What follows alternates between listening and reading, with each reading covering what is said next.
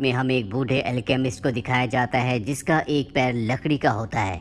Alchemist उसे कहा जाता है जो किसी भी चीज़ को अपने जादू से बना भी सकते हैं और बिगाड़ भी सकते हैं। और तभी उसके सामने एक लड़का आता है जो उससे लड़ने के लिए कहता है। इन दोनों के बीच में फाइट होती है और ये लड़का उस बूढ़े एल्केमिस्ट को मार देता है। वही हमें दूसरी तरफ एक रेलवे स्टेशन दिखाया जाता है जहाँ पर एक लड़का होता है जिसका नाम एडवर्ड है। उसके साथ उसका भाई भी होता है जो पूरी तरह से एक रोबोट है। अभी दोनों के दोनों ट्रेन में बैठ जाते हैं। दरअसल ये कहीं जा रहे हैं। इनके सामने वाली सीट पर जो लड़का बैठा होता है वो कहता है कि मैं एक राजकुमार हूँ और मैं ये सीखना चाहता हूँ कि इंसान अमर कैसे होते हैं। इसके लिए मुझे एक कीमती पत्थर की तलाश है। एडवर्ड उसकी बात का कोई भी जवाब नहीं देता क्योंकि एडवर्ड को भी उसी पत्थर की तलाश है। वो उस पत्थर को हासिल करना चाहता है ताकि वो अपने भाई को इंसानी जिस्म वापस दिला सके। दरअसल एक हादसे की वजह से एडवर्ड के भाई का इंसानी जिस्म यहाँ से किसी और दुनिया में चला गया था और अब उसकी सोल यानी कि उसकी जो कॉन्शियसनेस है वो इस रोबोटिक जिस्म के अंदर है और एडवर्ड उस पत्थर की मदद से अपने भाई के जिस्म को वापस इसी दुनिया में लाना चाहता है। अब यहाँ पर कुछ लोग आ जाते हैं जिनके पास गन्स होती हैं। वो सबको यहाँ पर लूटना चाहते हैं लेकिन राजकुमार के साथ ही जो उसके गार्ड्स होते हैं वो उनके ऊपर हमला कर देते हैं। यहाँ पर सबके बीच में हाथापाई होना शुरू हो जाती है।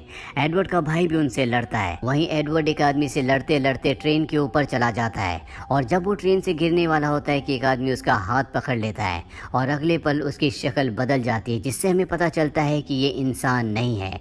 वो एडवर्ड को बचा लेता है और अब यहाँ पर राजकुमार के लोग आ जाते हैं जो उस आदमी के ऊपर हमला कर देते हैं जिसने एडवर्ड को बचाया था। वो उसे तीर मारते हैं लेकिन एडवर्ड कहता है कि तुम्हारे तीरों का इस पर कोई भी असर नहीं होगा। इसने अपने शरीर के अंदर कई आत्माओं को कैद किया है, तुम इसे मार नहीं सकते, ये अमर है। ये सुनकर राजकुमार खुश हो जाता है क्योंकि वो खुद भी अमर होना चाहता है। ये सब के सब ट्रेन के अंदर वापस आ जाते हैं जहाँ इन्हें पता चलता है कि ट्रेन की ब्रेक्स को फेल कर दिया गया है और जल्द ही वो स्टेशन पर पहुंचने वाली है।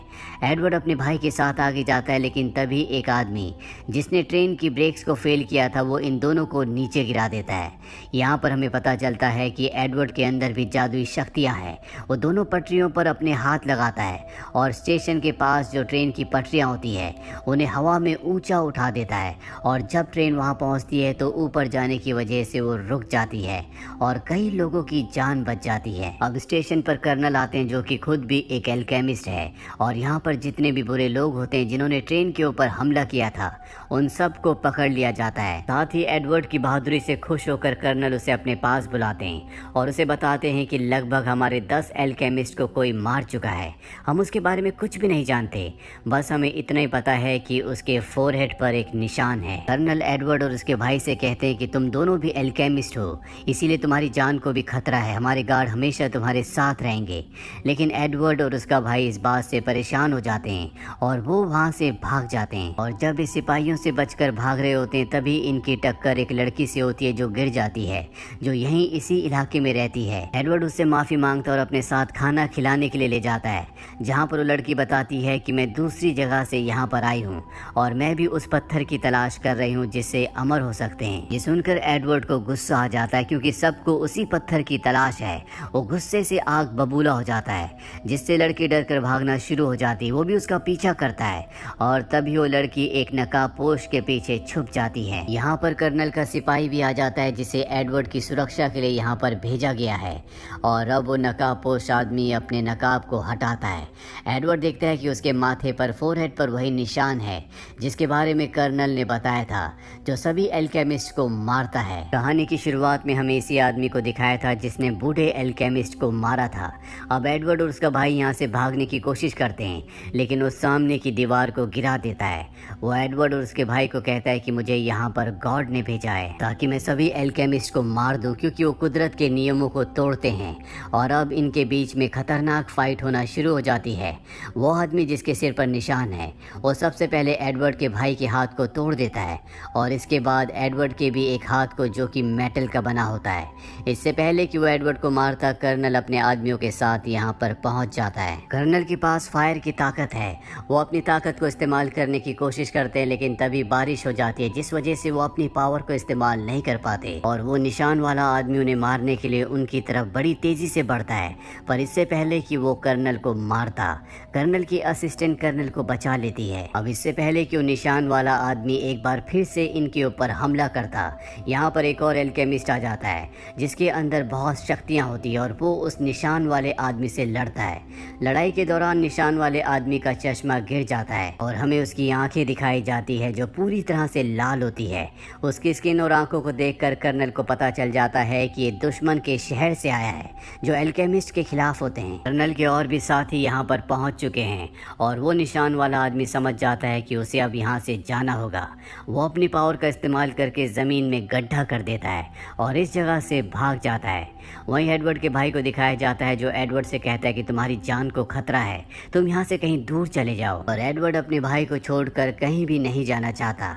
वहीं कर्नल सबको बताते हैं कि जिस शहर से वो मार्क वाला निशान वाला आदमी आया था उस शहर के बीच में और हमारे शहर के बीच में बहुत बड़ी दुश्मनी है। वो एल्केमिस्ट लोगों से नफरत करते हैं। वो चाहते हैं कि हम अपनी पावर्स का इस्तेमाल ना करें।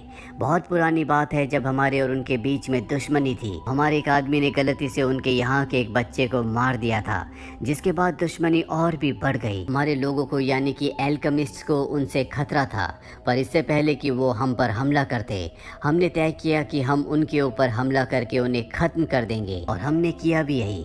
हमने अपनी जादुई शक्तियों का इस्तेमाल करके लगभग सभी लोगों को खत्म कर दिया, लेकिन वो निशान वाला आदमी उसी शहर से आया है, इसीलिए वो एल्केमिस्ट्स को मार रहा है।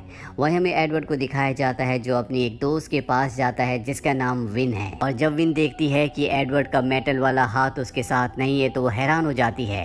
दरअसल विन ने वो हाथ बनाया था और अब वो उसके लिए एक और हाथ बना देती है। एडवर्ड भी कभी इसी शहर में रहा करता था। यहाँ पर उसकी मॉम की कब्र भी होती है और जब वो कब्र पर जाता है तो देखता है कि वहाँ पर उसके पिता हैं, जिन्हें देखकर वो बहुत गुस्से में आ जाता है क्योंकि एडवर्ड के पिता एडवर्ड और उसके भाई को बचपन में ही छोड़कर चले गए थे। एडवर्ड अपनी दोस्त विन के घर वापस आ जाता है जहाँ पर उस घर में काम करने वाली लेडी उसे बताती है कि तुम्हें जल्द से जल्द यहाँ से निकल जाना चाहिए क्योंकि यहाँ पर एक बहुत बड़ी जंग होने वाली है। रेगिस्तान में एक जगह पर जाना होगा जहाँ पर तुम्हें बहुत सारे हथियार मिल सकते हैं। और अब उसके कहने पर एडवर्ड उस तरफ निकल पड़ता है और जल्दी वो रेगिस्तान के बीचों बीच एक टूटे फूटे खंडर में पहुँच जाता है जहाँ पर कुछ लोग उसके ऊपर हमला कर देते हैं। और तभी यहाँ पर एक बूढ़ी औरत आती है और कहती है कि यहाँ पर कोई भी नहीं लड़ेगा। वही निशान वाले आदमी को दिखाया जाता है जो जख्मी होता है और वो लड़की जिससे एडवर्ड टकराया था वो उसका इलाज करती है।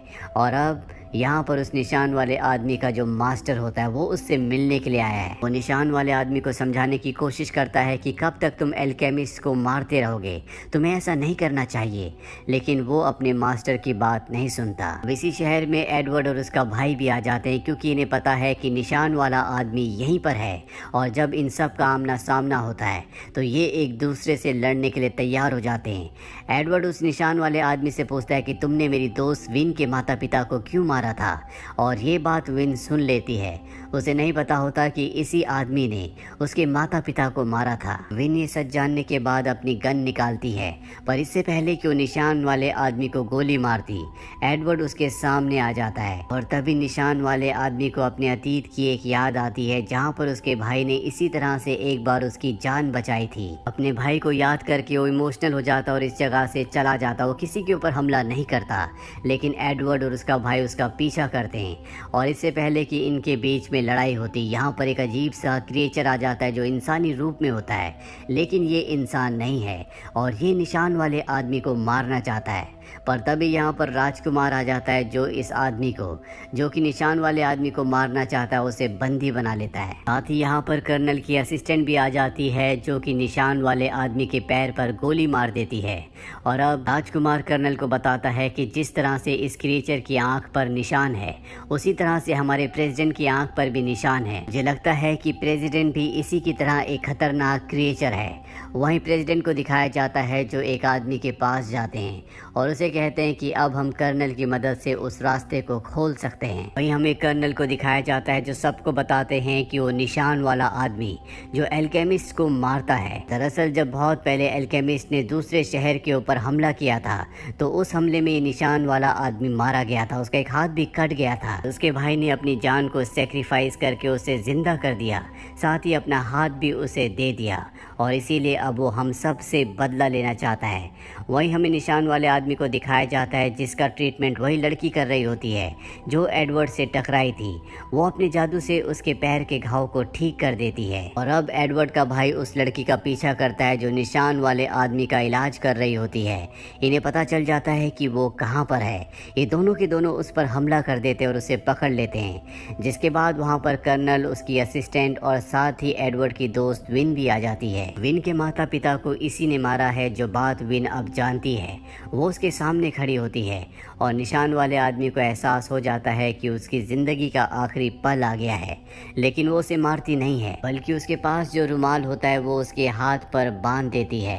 और यहाँ पर निशान वाले आदमी को, जो बहुत ही शक्तिशाली है, उसे अपनी गलती का एहसास होता है कि उसे विन के माता पिता को नहीं मारना चाहिए था। वो उससे माफ़ी मांगता है और अब यहाँ पर भागते हुए राजकुमार आ जाता है। दरअसल उसके पीछे वही क्रिएचर होता है जिस क्रिएचर को उसने बंदी बनाया था और अब वो अपना पेट खोलकर अपने नुकीले दांत बाहर निकालता है। वो विन को मारने वाला होता है कि तभी उसके सामने वो निशान वाला आदमी आ जाता है जो विन को बचा लेता है। हालांकि इसमें उसकी जान भी जा सकती है और अब वो क्रिएचर पूरी तरह से गुस्से में आ जाता है। वो अपने सभी दांतों को अपने पेट से खोल लेता है, जिससे सब की सब चीज़ें उसकी तरफ खींची चली जाती हैं। इस वजह से एडवर्ड, राजकुमार और कर्नल का एक साथी उसके पेट के अंदर चले जाते हैं। वो देखते हैं कि उसके पेट के अंदर बहुत बड़ी जगह है। यहाँ एडवर्ड पूछता है कि हम कहाँ पर है। कर्नल का साथी बताता है कि ये एक गुफा है और अगर हम यहाँ से आगे बढ़ेंगे तो हमें बाहर जाने का रास्ता मिल जाएगा। ये एक जादुई गुफा है। एडवर्ड कहता है कि नहीं, जादुई गुफा ऐसी नहीं होती। और अब कर्नल के आदमी को बताना पड़ता है कि यहाँ से निकलने का कोई भी रास्ता नहीं है। ये बताने के बाद वो खुद भी एक बहुत बड़े क्रिएचर में बदल जाता है, जिसे देखकर एडवर्ड और राजकुमार पूरी तरह से हैरान हो जाते हैं। उन्हें कुछ भी समझ में नहीं आता और यहीं पर ये कहानी खत्म हो जाती है। इसके आगे की कहानी नेक्स्ट पार्ट में दिखाई जाएगी, जो अब तक रिलीज़ नहीं हुआ है। जब भी वो रिलीज़ होगा हम उसे एक्सप्लेन ज़रूर करेंगे। उम्मीद करते हैं कि ये कहानी आपको